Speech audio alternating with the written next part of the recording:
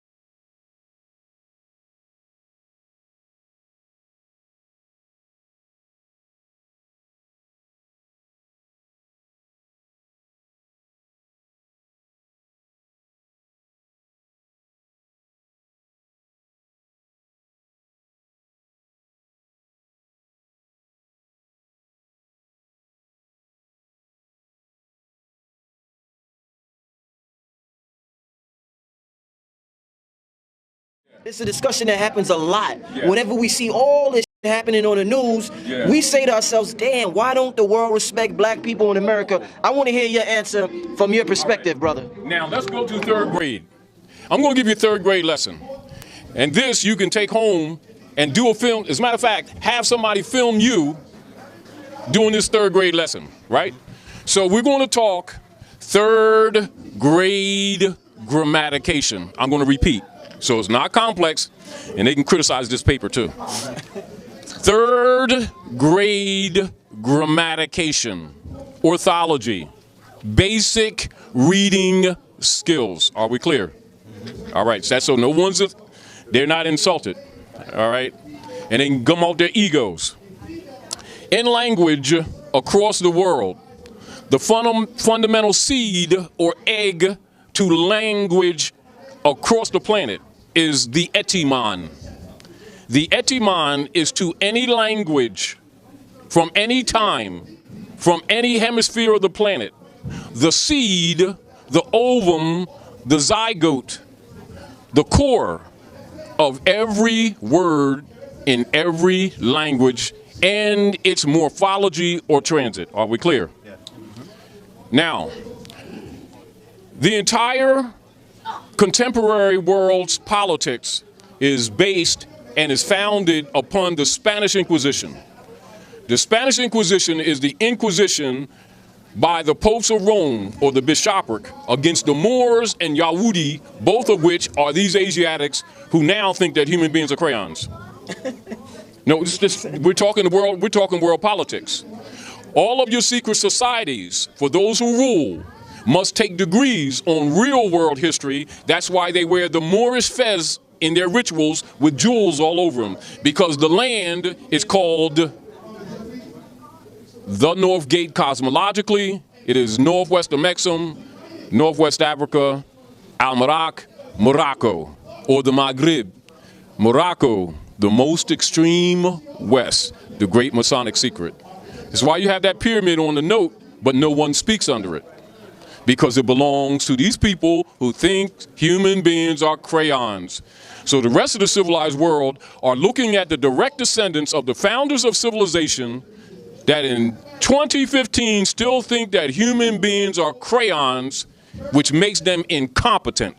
Civilized human beings honor their mothers and fathers, their pedigree, their bloodline, for that is where your inheritance is recognized in trust law.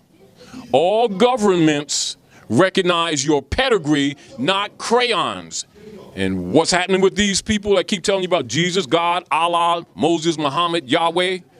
They're the only people of Asiatic African descent that continue to impose crayon identities on a civilized world, get rejected, and then accuse the civilized world of racism when race is the human species. And the human species is expanded into families called nations and nationalities. Go anywhere on the civilized planet called Earth, you will never see nation states having plaques in front of their representatives talking about Negro Dina, Colored Defia, Black Adonia. all civilized people know no such people exist, no such nation exists, no such history exists. Such persons have those tags from Dutch masters, which created those brand systems on Moors who were defeated and put under the Christian black codes as chattel property. That's how you can distinguish persons held in peonage from the civilized, which means you and I and we can get on a plane or on a train and go to any nation state on the planet. And you walk off that plane and we all family. And we say, oh, brother, peace, brother, salam, whatever the greeting, shalom. You understand? Hotep. And as soon as if he says that he's black, automatically the codes apply to him. His brother says he's Nigerian, all international law applies to him. This brother says he Kupta, what you call Egypt, civilized law applies to him. He will get mistreated. As a matter of fact, unless he's with people, he can only travel in the countries on a tour. They will not be letting no black people run around amongst the civilized people. They don't do that. They only do tours. And they ain't figured this out yet. So let's go back to third grade grammatication, right? We're all adults, right? Right. Now, he has the advantage because you have knowledge. But for those who don't have knowledge, right, they're not going to instill certain keys in them because they're not aware that status is everything in society. Status determines the capacities, the incapacities, and the state or condition that any human being on the planet has in relationship to third parties and the state. That's universal, not just here. You tell that to most of our people and they immediately start talking about racism and prejudice. But that applies all around the world. They don't know it because the Europeans have controlled their education, their miseducation, put it this way. Back to third grade grammatication. All right, adults, now we're doing this on camera. Now, since you're doing the filming, I'm going to ask you a question. Third grade grammar, how many parts of speech? I don't know, brother. I don't know. Say that again. We didn't hear you. I don't know, brother. I don't. All right, third grade grammar.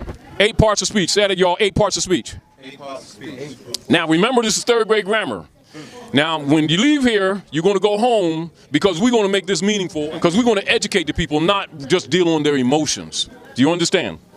Now, the first thing that is done when you send a child to a dictionary, a lexicon, a book at all, is you train them not to go past any word that they do not comprehend or understand. One of the first rules.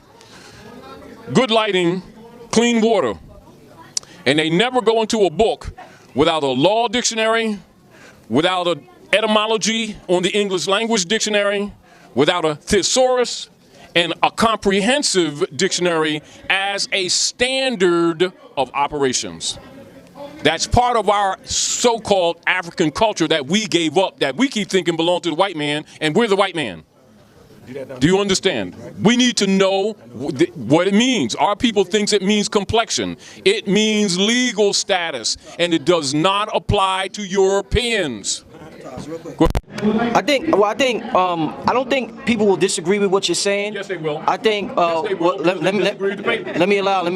me finish asking my question. No, I don't need a mic. I think the problem comes when you make statements like pedigree is everything. No, I didn't say that. You didn't say that just now. No, I said status is everything. All right, status is everything. It's on. I think you said, but I'm gonna go with what you said. Status. When you make statements like that. Why shouldn't I make statements like that? Because it's true. Okay, when you make statements like that, I don't think the average person, if they study Moorish history, they would disagree. They shouldn't listen. They shouldn't talk about Moorish history. That's world history. I think that the problem they see with what you're doing is, look, they see you analyzing this situation, analyzing the European from a moral compass, and there's no morality they feel within them. So although on an intellectual level, on a historical level, you may be right, from a morality standpoint, he makes laws to break laws. Right. So they're saying, you're right. Listen. So they're saying, Taj, you're right, brother, you got it. But we're not dealing with a moral being. So with that being said, all that go out the window. All right, I hear what you just said. Let me say something real quick. The morality piece, right, is that it depending on what you feel about morality. So morality for us, hold on. Morality for them is two separate things. They do the trickology. I mean, they write up the paperwork, they get you in a contract, and they break it. That's all. So I give it. So in the perfect world, what you're saying, right? I get that. I get the law, right? At the end of the day, though, if you don't got no firepower to back that paperwork, it ain't worth nothing. Now, no, you're not wrong. This is the point. All right, now. This is the point. First of all, I'm not measuring the European by moral standards. That question is flawed, and that's an assumption. But it's usually made by people that are jumping to conclusions without examining what's said.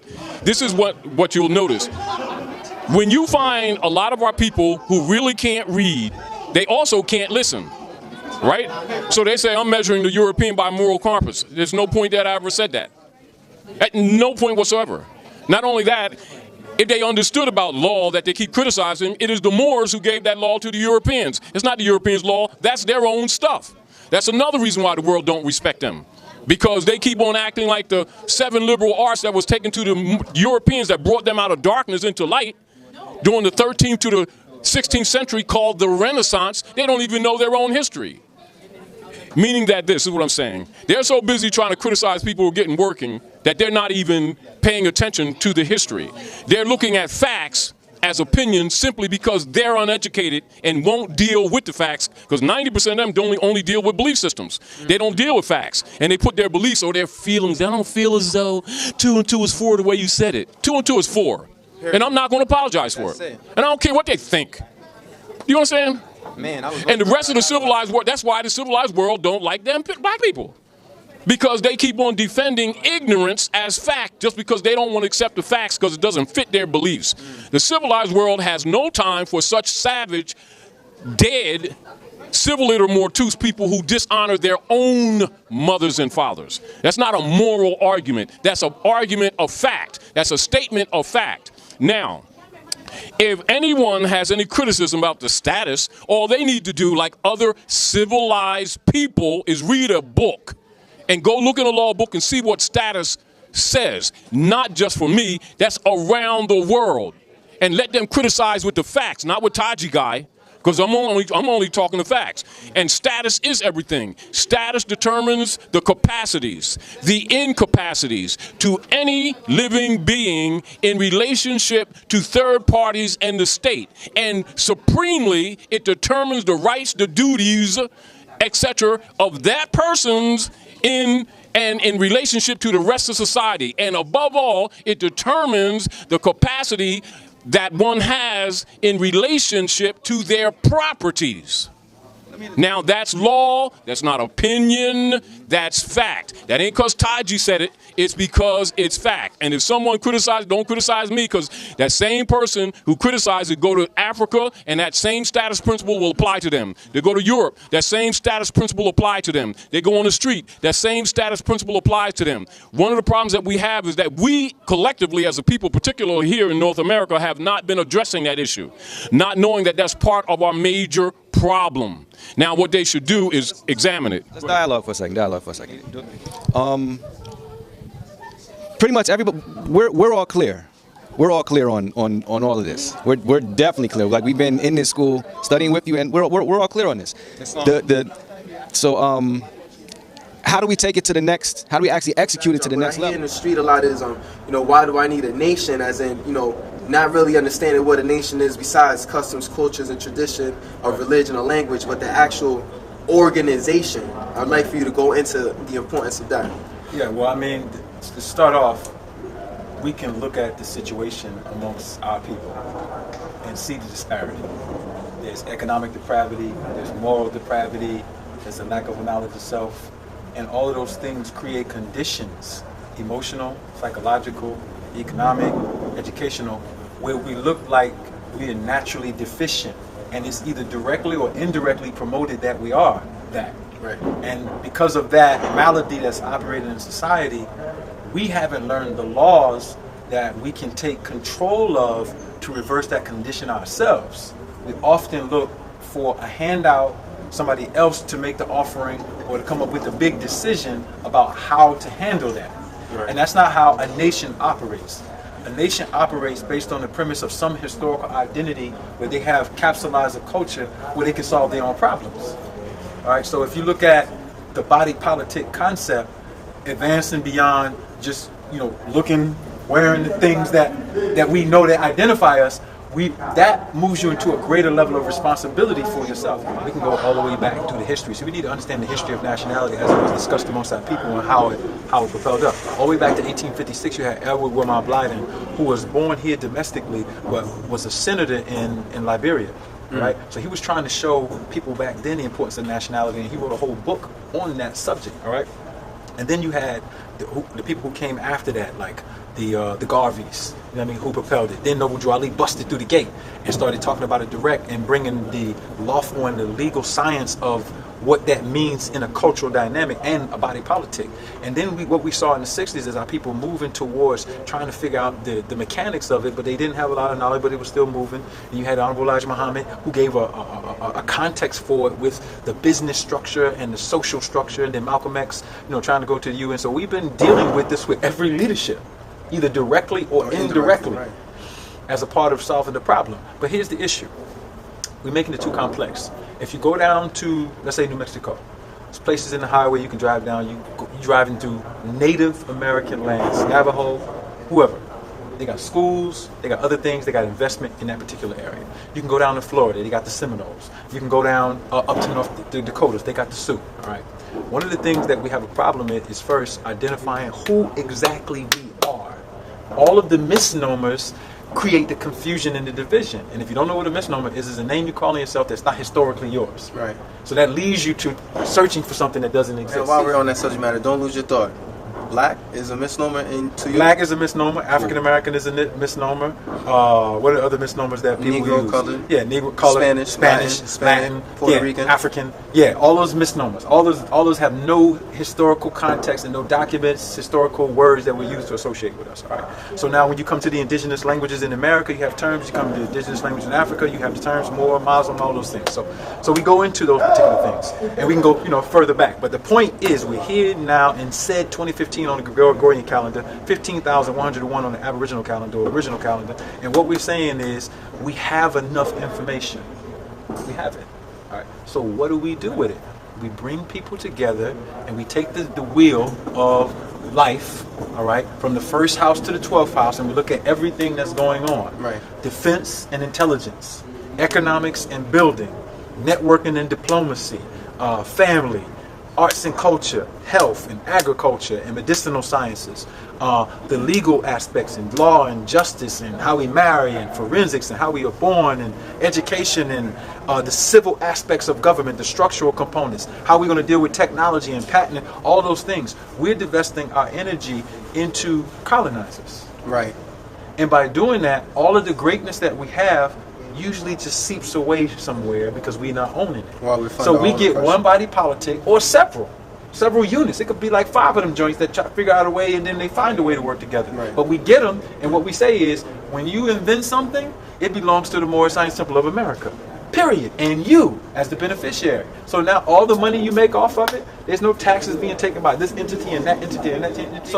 So now if it is taxed, it's taxed by the Moorish treasury to bring back finances to the operation of a local, state, or a national government. Now, the reason why that's important is because I heard Noble Drew Ali say we're part and parcel. Am I correct? Partial. Yes, thank you for correcting me. Yes, sir. All right, so in that sense, what he's saying is, okay, we have our identity as an indigenous people, Moorish Americans, and then we have our identity within the U.S. So now, why can't we do business in the U.S. and have our exclusive things that we do in our body politic? Right. All right? It's a simple equation. Why is the body politic important? Because it closes us off from a culture that's dying. Right. And even though we can still do business and understand the law and understand our position in society and go bank and do everything else we're doing, we can do those things inside of our body politic that's exclusive to the nationals that send it. If I could just say that, if I could say that in layman's English. Yeah, let's break it down. Yeah, so basically, we have our own, not ignoring what's there in place. No, and not saying we're sovereign citizens, not saying we don't got to follow the law.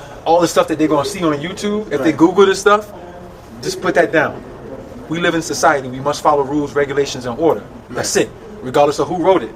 It's for our safety in the sense of our moral standard will allow for us to perpetuate it without it being an encumbrance upon us, something that brings us down. It only becomes an encumbrance, and we're complaining about police shooting us and all these other things if we don't have the body politic to close that off. No other body politic, Jewish, Chinese, or whatever, are getting shot 41 times, dude. It's not happening. And the reason why it's not happening is because they have some form of body politic. Right. When you are loose cannon out here, the property of the state, and you have no one to look after you, you become undesirable. And then now they can move on you, and the only thing you can do is march and do those particular other things. You can't pull your money. You can't pull this. You can't say, oh, we about to pull these strings, or you just shot one of us. We're coming down to the police station. We shutting it. You can't do those things because you're not organized. You get organized for a moment on emotion, and then you go home to the same misnomer application of the fiction, the things that you're doing at home that are not unifying your community. And now on the other hand, because we can talk about them, but on the other hand, I know, and so the streets need to know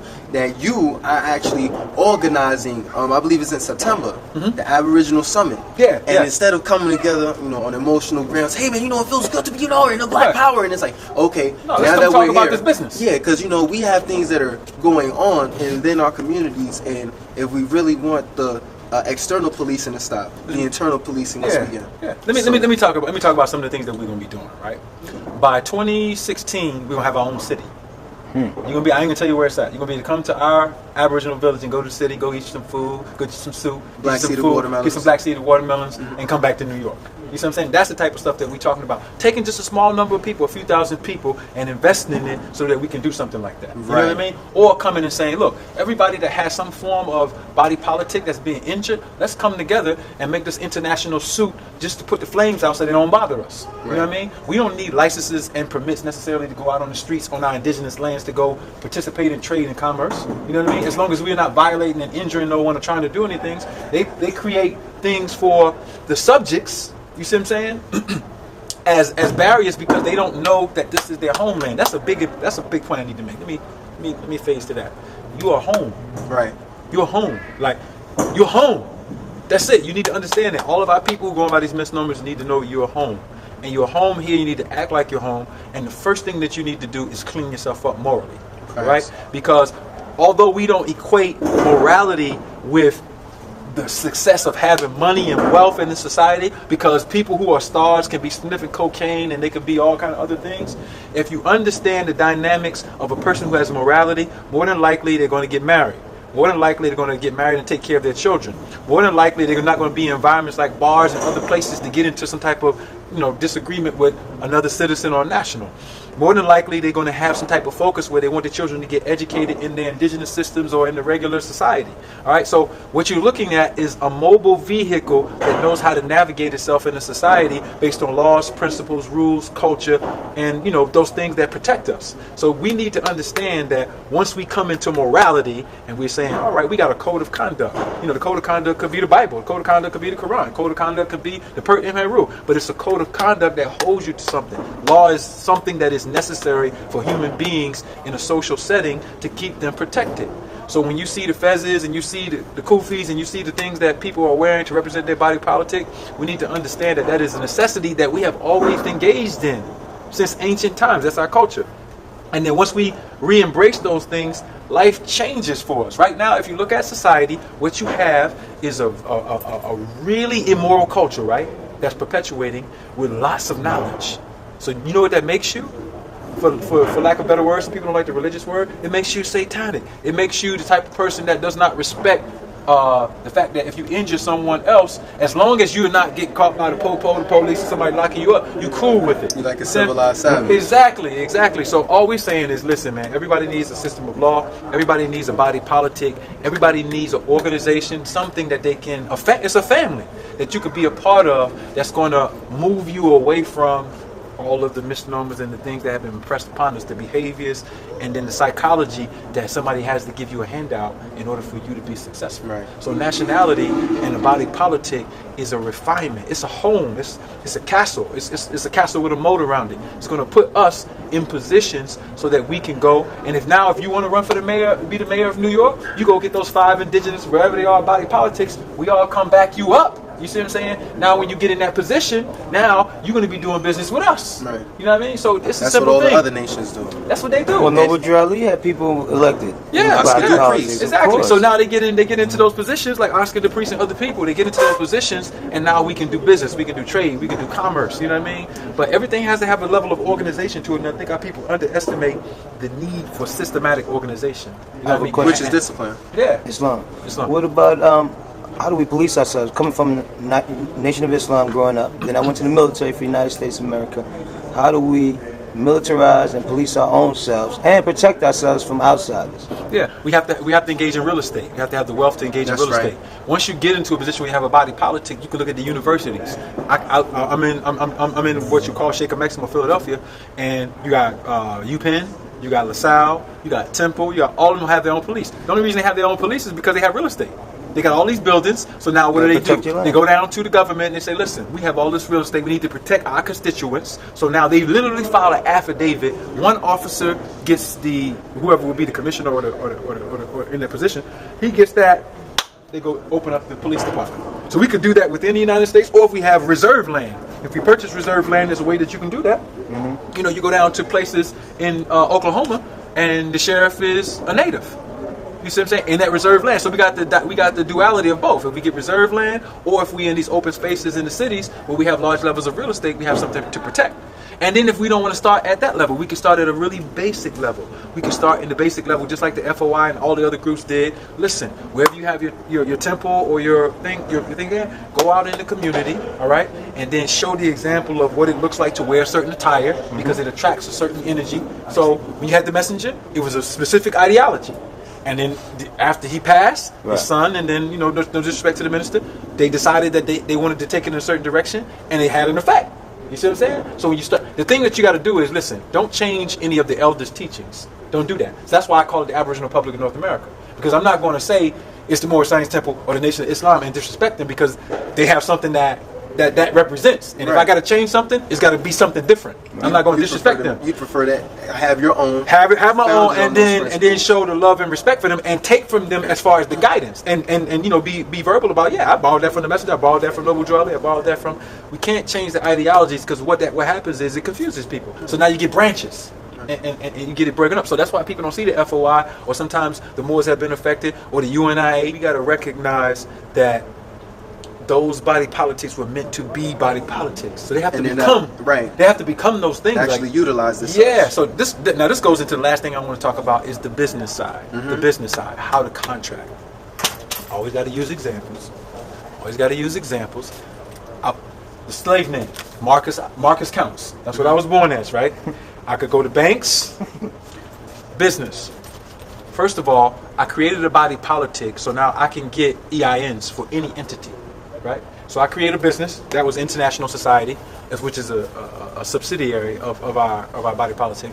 So now I can go into the bank with that, with my IDs, my indigenous IDs, give them the EIN, give them the indigenous IDs, give them the business articles, and I form what's called unincorporated associations. I can get various types of EIN. So now this is business education. Sometimes you might need EIN that's a 98 number. That's from a foreign address. You know what I mean? So now you have virtual offices. Mm-hmm. Like you can literally go online and set up an office in Mexico.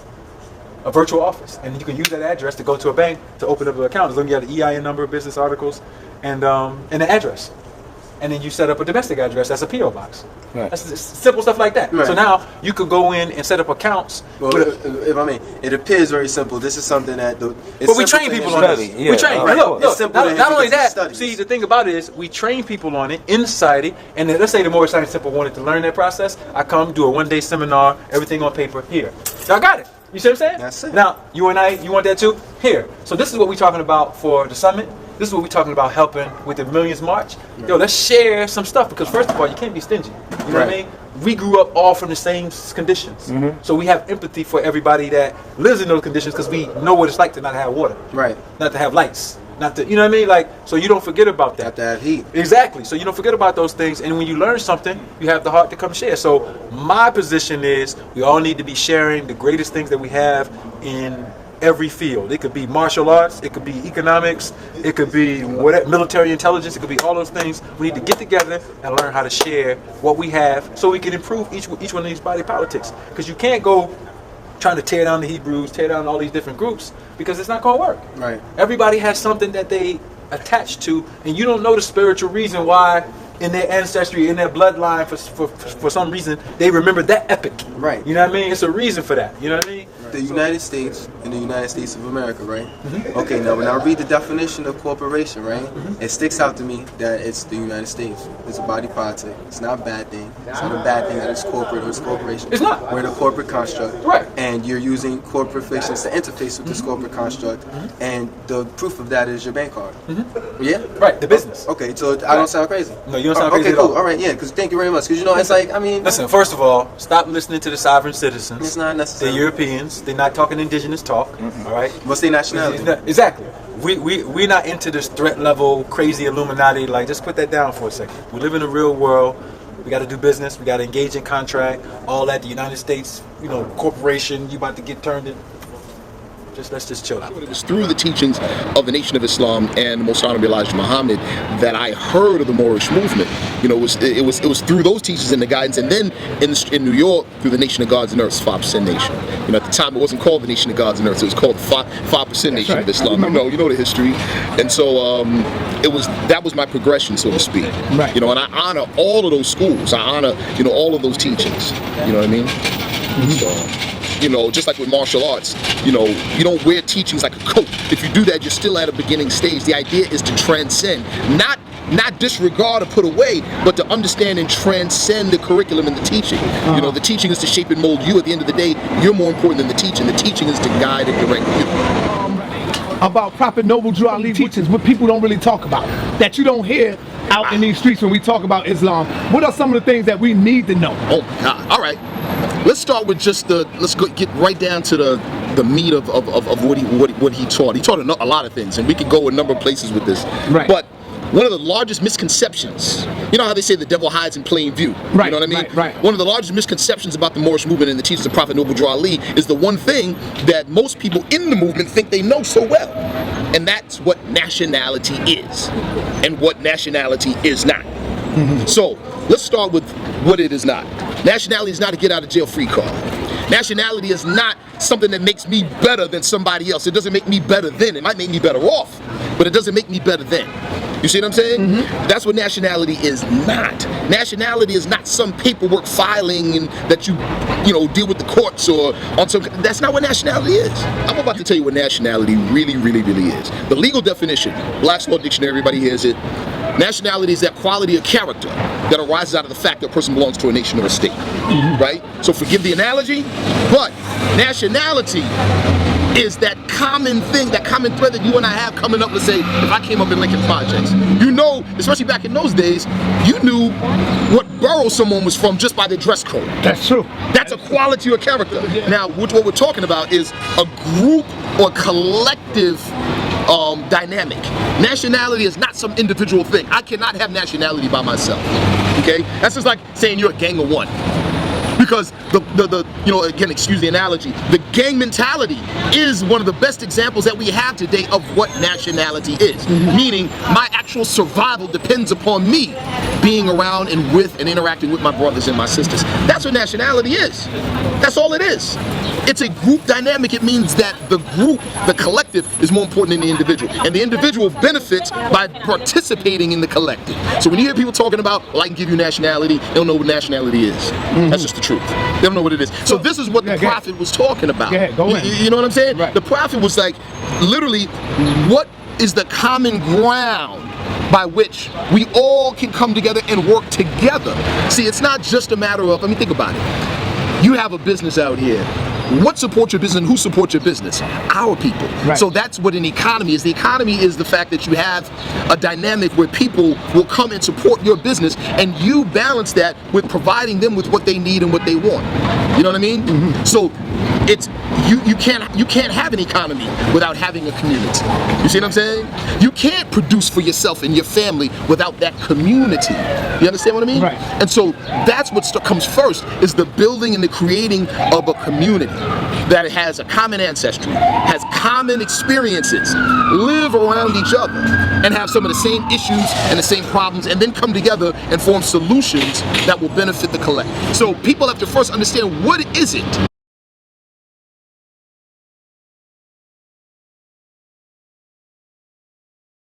But you can't talk about what's wrong with it until you fully understand what it is. You see what I'm saying? So now, using that analogy and bringing it to the topic,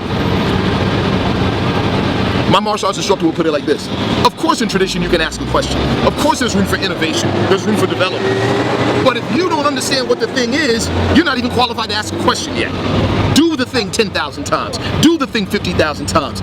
Then you're qualified to ask intelligent questions. So when it comes to the Moorish movement, and I'm saying this, most people, if the people on the inside, if a large percentage of the people on the inside of the Moorish movement don't know what nationality truly is, how can we expect people on the outside to know what nationality truly is? And how can we qualify ourselves to say we need to innovate or change or adapt it when we don't even know what it is to begin with? We still have to figure out what the Prophet brought us. You see what I'm saying? Some of us know, many of us don't. And I'm talking about inside the movement. So when you have people on the outside of the movement saying, well, wait a minute, that might be old-fashioned stuff, maybe we need to change or adapt it, we can't fault them because they're on the outside of the movement. It's our fault as members of the Moorish Science Temple of America for not knowing and being able to explain the Prophet's program in a way that everybody can understand it. When we can understand it, then we can do exactly what the Prophet said was what you're talking about. He said to extend the learning and truth of the great Prophet of Ali in North America. Meaning what? Push it forward into the modern time. But you got to understand it first before you could do that. If not, what are you doing? You're becoming a professional beginner. You're just starting all over again with half knowledge. And there's nothing wrong with modifying and expanding and broadening the scope of the teachings as long as we understand what it is we're dealing with to begin with. Right. Okay. You know, and so there's a lot of history. There's a lot of history with the Moorish movement, you know, subsequent to the Prophet's passing, that's caused a lot of confusion inside the temple. And if there's confusion with members understanding the teachings inside, how can we expect people on the outside to understand this and respect this, you know? I got you. Yes, sir. And I'll be the first to say that there's a huge amount of, because of the decentralization of the Moorish Science Temple of America and the Moorish movement in general from 1929 on to the present day, there's a lot of confusion even with the Moorish American community as to what is Moorish and what is not. So people outside of the Moorish American community, we can't fault if they have an idea or an understanding of the Moorish movement that's somewhat skewed and they have a disagreement with it. We can't fault you for saying, well, wait a minute, y'all might need to upgrade that thing if we're not doing a good job of educating and informing you to what it actually is. The idea of the Moorish movement is to bring unity. And we don't mean unity that is glad-handed and backslapping and smiling for the camera. That's not unity. Unity is, oh, you develop some economics. There you go. You see what I'm saying? There you go. Now, I'm going to be a little critical about my own movement, right? You know, one of my good brothers put it like this. He said, listen, you don't see when Italians come together, them talking for hours about the glory days of the Roman Empire. How can we develop some economics? How can we secure our future right now in the present? You see what I'm saying? Right? Sadly, many of us in the Moorish movement, and not just in the Moorish movement, but the conscious community in general, all we can do is have a conscious conversation. All we can do is have a Moorish conversation. Start talking about economics, now everybody's pies get tight and they get quiet. There you go. you know what I mean? Right. Or if they talk about economics, they're doing this. Well, brother, can you see what I'm saying? So, you know, the idea is unity, not to push each other away. The idea is how can we work together? And unity works like this. Again, I'm gonna use a martial arts analogy, right? One day we were watching this martial arts demonstration with my instructor, and the people who were demonstrating were very bad. They were horrible. And we were letting them know. We were talking about amongst ourselves. Oh, these guys are bad. They're horrible. They're horrible. They're horrible. My instructor sat and listened to us. And you know what he said finally? He said, wow, the guy, maybe out of 100 things, he does 99 bad things. I'm going to steal the one good thing he does. Made us all look like fools. That's deep right there. You see what I'm saying? Because there's got to be something good that he do that we need to learn. There you go, brother, man. Yes. You see what I'm saying? Yes, so that's my brother right there. You know what I mean? So maybe I don't like his boots. Maybe I don't like he's got blue on because my favorite color is red. Maybe I don't like the scully he has on. But there's something about that brother that I know I can find an affinity with. And it's on that point that we come together and we work together and enter the house of labor together and help each other to benefit each other. You see what I'm saying? In our families. That's what unity is. Unity's work. Unity doesn't mean I gotta like somebody. You know what I'm saying? Unity is work. We work together. That's the alchemy. You know what I'm saying? That changes base metals into gold. In other words, it turns poor character into good character. It makes a bad man good and a good man better. You see? So, but I still want to address that whole thing. See, I want to talk about that thing about black, right? Yeah, brother. All right. In our questionnaire, the Moorish American questionnaire, is black court science means death. Everybody, including members of the Moorish Science Civil America, take this thing as some bad thing. That means black is bad. No. In our same doctrine, I'm talking about what the Prophet taught right now. He said black court science means death. Guess what he also said?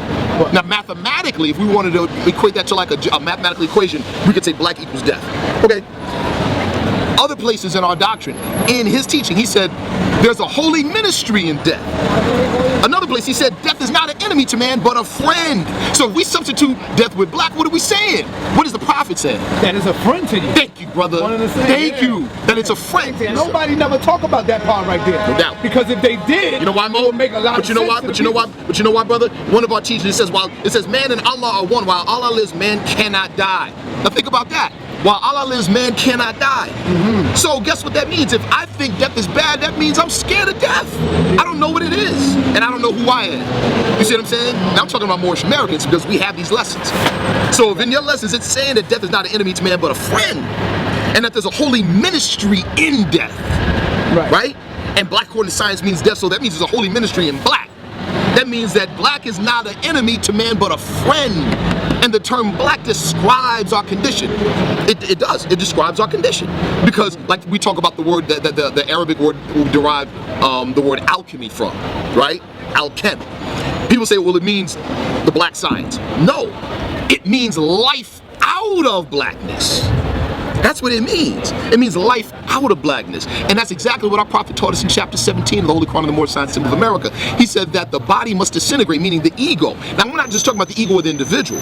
We're talking about the ego of an entire people. See, one thing that Minister Farrakhan said a long time ago, he said, you know what our people and other people don't ask?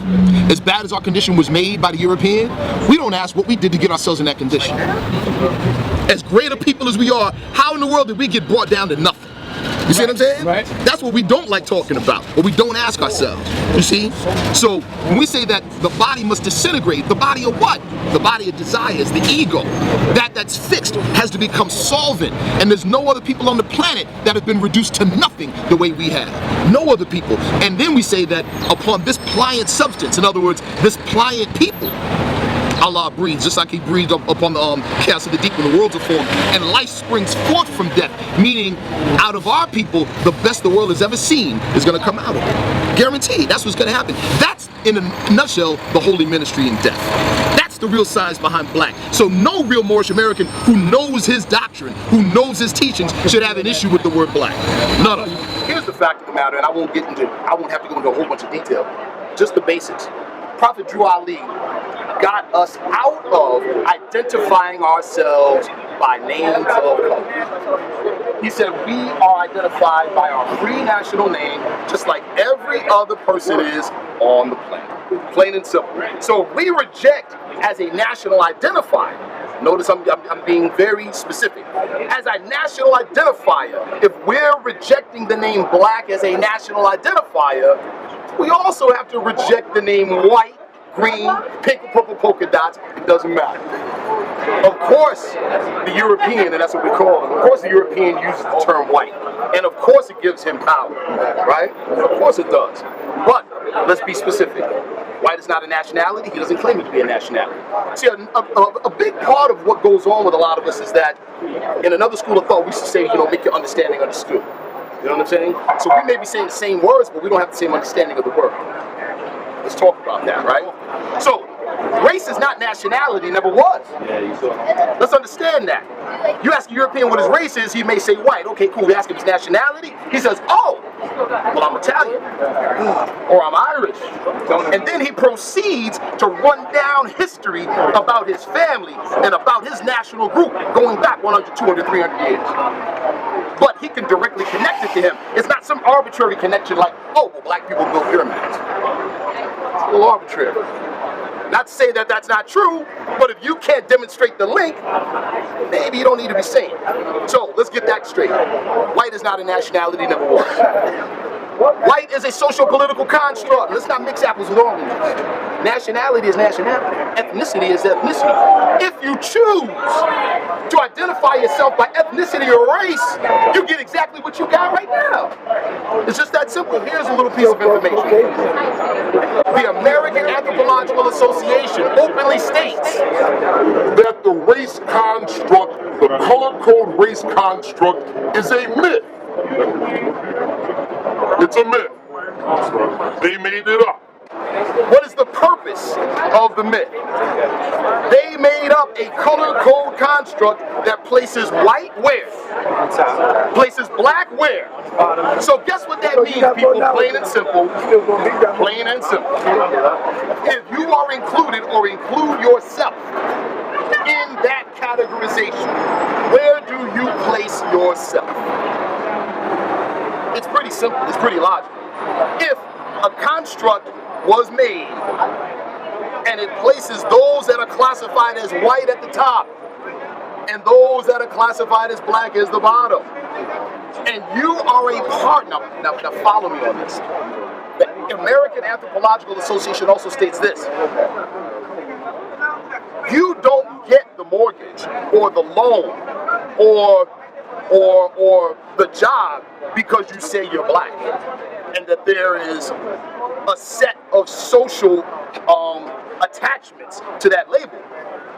You don't get the mortgage or the job or the loan because they say you're black, and they have attached these negatives to that label.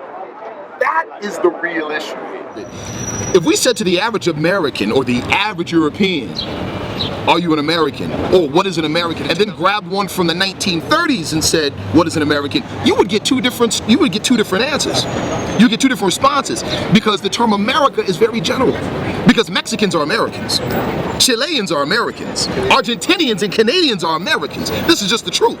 See, there's, the scope of education is narrowed for a lot of us over the past 50 years, 60 years. You see what I'm saying? All you got to do is look up Monroe Doctrine, and you see all about it. Look up the Monroe Doctrine. And what is Monroe Doctrine? Is basically talking about the unity of American states. American states, or a state, does not necessarily mean a domestic state of the 50 states of the Union. A state is a nation.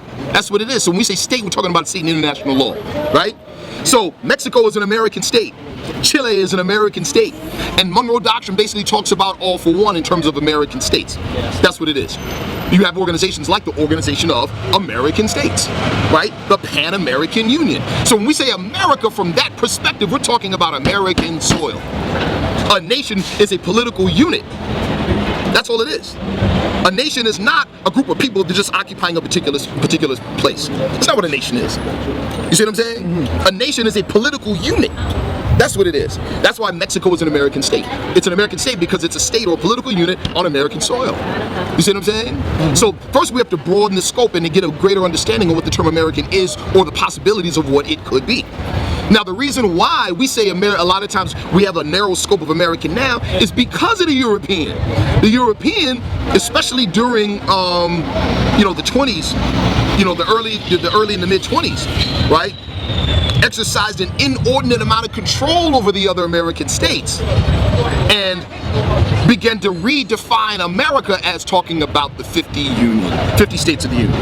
You see what I'm saying? As a matter of fact, a very significant conference dealing with this was the 6th Pan-American Conference on Private International Law in January through February 20th of 1928.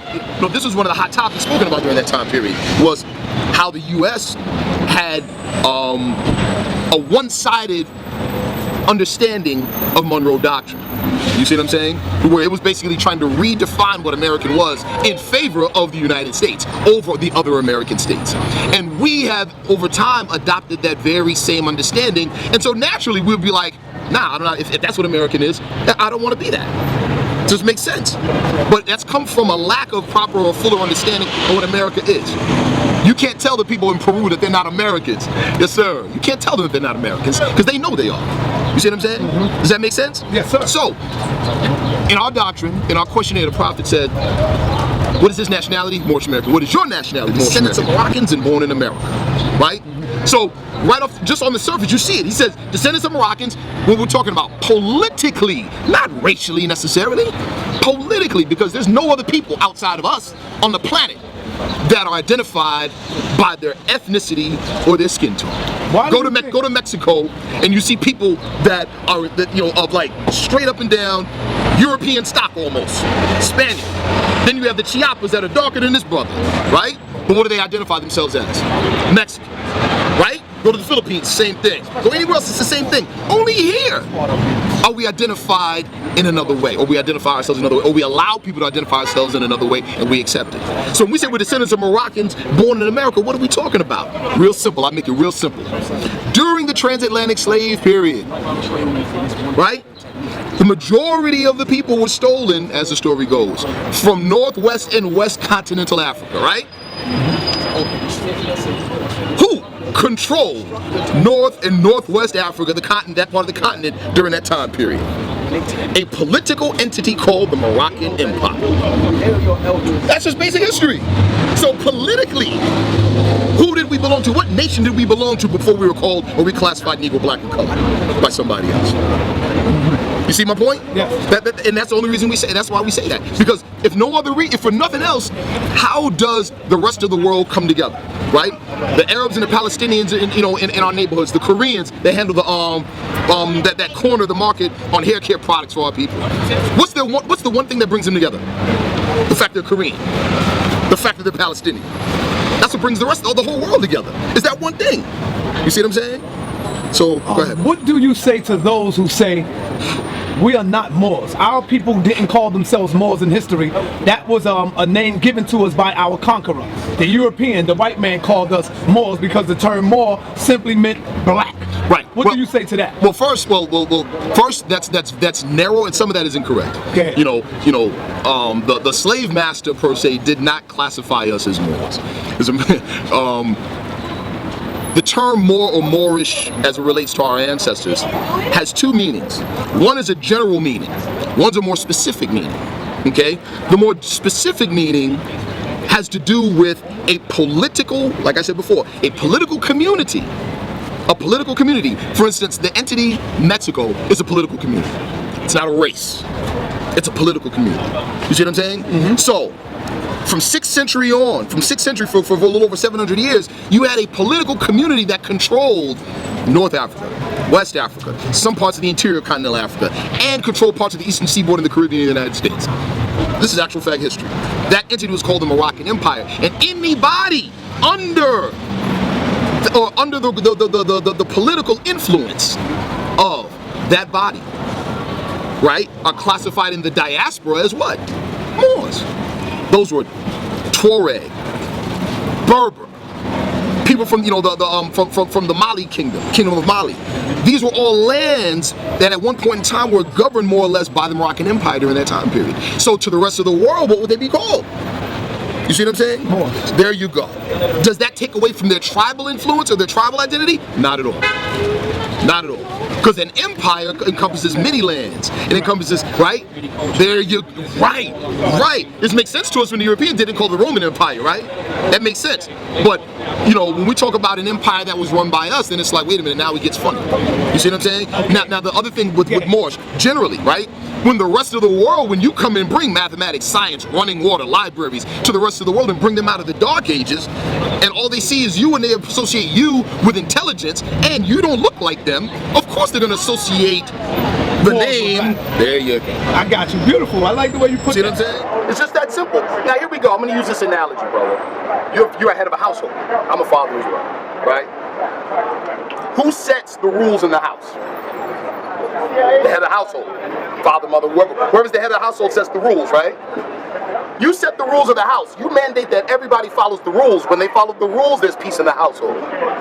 But now you wake up one morning and you decide, either you decide or you just forget the rules, or you decide you ain't gonna follow the rules no more. What happens to the house? It's chaos, right? But even more so, the people that listened to you before not only no longer listen to you, but have no respect for you. Why? Because you were charged with setting the rules and you no longer obey the rules you set. Now, when you look at the laws of nations, when you look at the world today, and how the world conducts business today. No group of people are identified or recognized without being connected to a nation. This is just a fact. Now, that being said, what people taught the world civilization? Who? We did, right? So, can you imagine how the world looks at you now when you refuse to follow the very same rules you set for the world? When you refuse to identify yourself with your nation, with your forefathers, and you dishonor them in name and principle, and cling to names and principles that delude to slavery? Look at how the world looks at you now. If we are the great people that we claim ourselves to be, one thing that great people do is great people have the power to look at themselves and find a solution for their issues with themselves, because if the great people are in a bad predicament, it's usually why? Because they put themselves in that predicament.